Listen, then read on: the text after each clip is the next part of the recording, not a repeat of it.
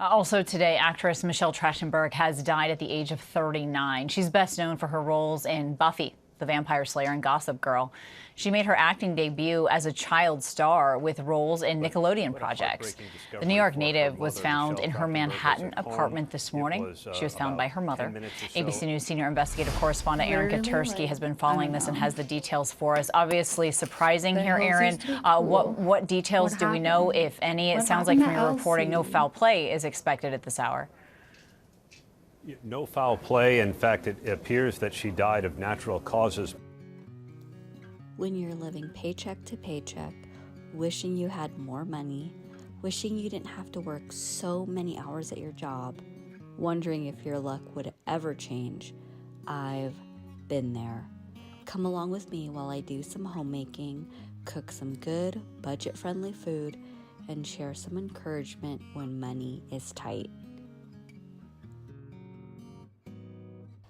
Like with all of my other videos, I just want to have a heart-to-heart because I know that times are really tough right now, and they're tough for everybody. I think even if you are doing okay with your finances, it is so uncertain. But a heartbreaking discovery for her mother, Michelle Trachtenberg, was at home. It was about 10 minutes or so after 8 o'clock this morning when police say her mother discovered Michelle Trachtenberg unconscious and unresponsive. EMTs arrived a short time later, pronounced her dead at the scene, and they said there was no evidence of foul play. I'm going to be sharing some of my backstory that may be relatable to you, and some tips I've learned along the way. I've been a homemaker for over 10 years, and I've made a lot of mistakes.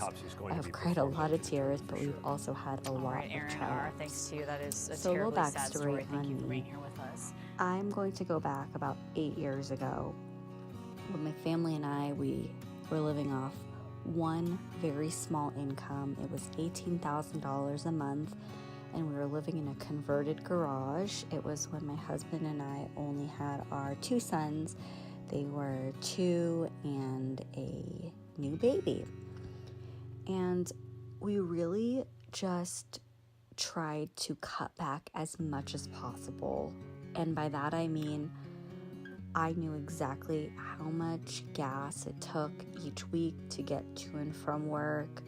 We would walk to the grocery store with our double stroller, and we would print multiple online coupons. It was really, really difficult, but I remembered also feeling really strong, feeling smart. I felt like I was getting smarter each day. I felt like every time we made sacrifices that we survived, we came out on top. I was like, yes, we did it. We made it one more day. And that was really gratifying. And I just knew that if we were really clear on our goals, where we wanted to be, that we would get there. We just needed to be patient.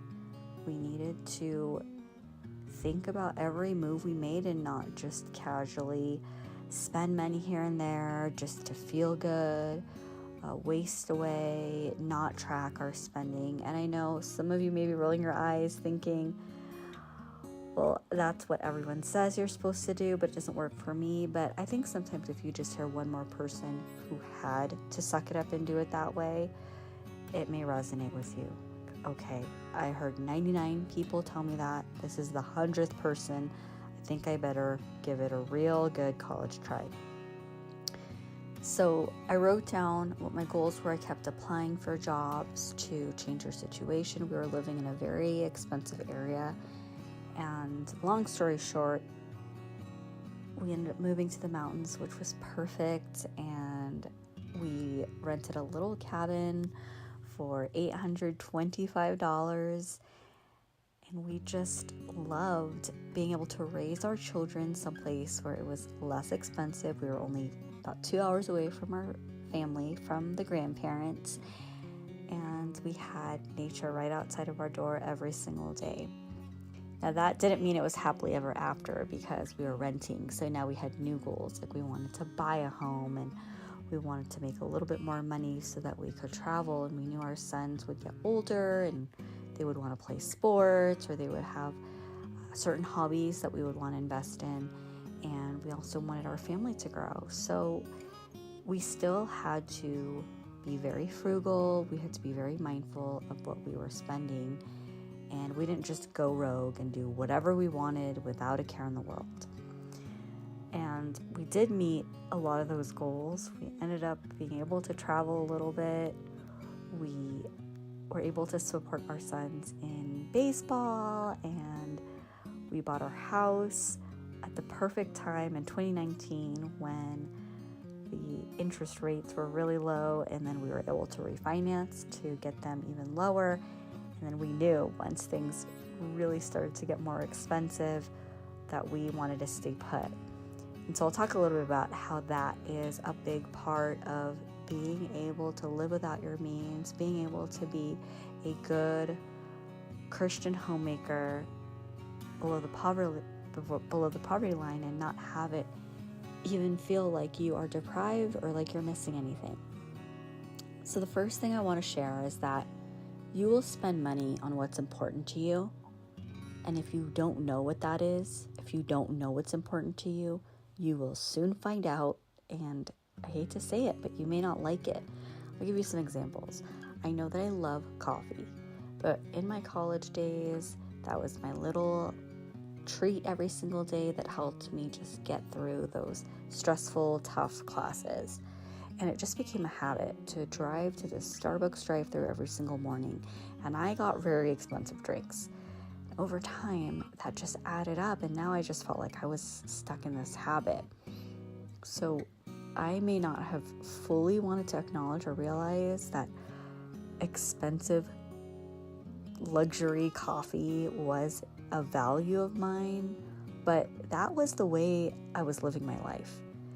Maybe you have a bunch of subscriptions, either streaming services, or you heard an influencer say, if you use my discount code, then you get a month free of whatever service, and then you just never canceled it. Then you may not realize that some of these leisure items that you don't even really spend too much time using, if someone were to look at your bank statements, they would think that these are things that you really cared about, that you really want to invest your time and money in. So again, figuring out exactly what you value and intentionally spending money on that, not just letting auto pay take care of it every single month without even realizing it, that is one great way for you to get a hold of your finances and make the most of your situation, even if you and your family do not make a lot of money. You'll notice here I'm making the tried and true tuna melts. They're not perfect. I added my homemade sauerkraut that I made a few weeks ago in one of my older videos, and it was so good. My family, I'm so grateful. I've mentioned this before, but they are not picky, and we have made some really, really delicious meals without spending too much money. So that brings me to my next point. Cooking from scratch is a very obvious and huge way that you can save money, but it doesn't have to be intimidating. Cooking from scratch really starts with just one recipe, then another, then another. I want to pause here really quickly to remind you to subscribe and like this video if you haven't already. It helps my channel grow so I could reach other homemakers like you who need encouragement and want to get a little bit of inspiration in your day.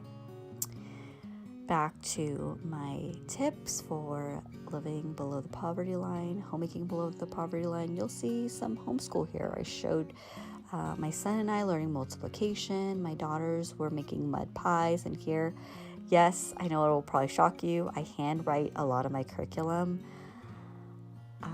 We homeschool. We've done it a lot of different ways. I've bought books, and we have fallen in this trap where we will start a workbook and then we lose it, and then we have to start something else. And so I've found that composition notebooks are really helpful, where I just look up a topic that is developmentally appropriate for my children, and then I will just start writing a lesson.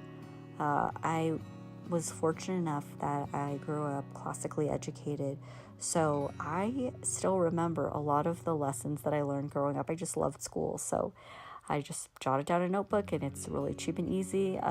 dollar store notebook lasts us a few months, and I've just really loved it. I love that I can write my son's notes, that curriculum is in my penmanship, and it's fun to look back at those.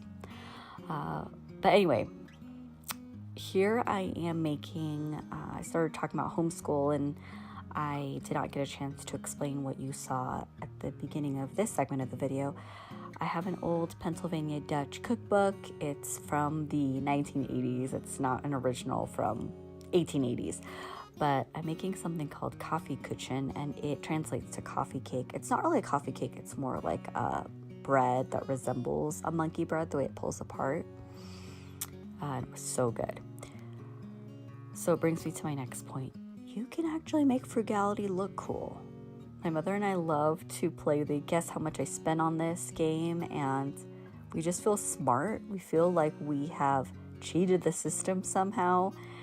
So it can be kind of a sport and a little friendly competition with whomever you're talking to, showing that you were able to make something look chic and look really suit you. And you don't have to spend a lot of money. You don't have to buy into whatever the mannequins and the displays tell you that you think you should want.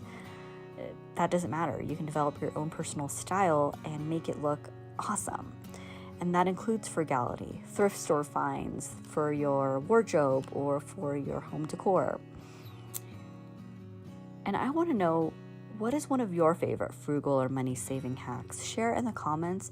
Those still surprise me, even though I feel like I have heard everything in the book. I'm still learning new things, so I would love to hear any tips or tricks that have really changed the game for you when it comes to saving money.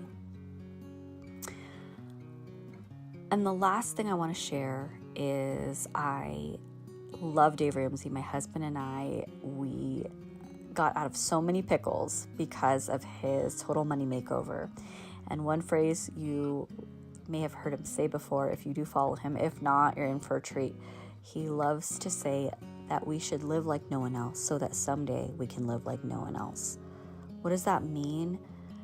Yes, you do have to do strange, weird things like prepare frozen bean and cheese burritos on Sunday night as your lunch for work for the next 2 weeks. And I will be sharing a video that shows you that process and what that looks like when I do that at home. I love doing that. It's one of my favorite things to do. And that might seem weird to some people, or I'm the only person who brings a brown bag lunch sometimes. But it's because I want to be able to take my family to Japan. I want to be able to pay off my house before I'm 40. I want to be able to do things that not everyone gets to do.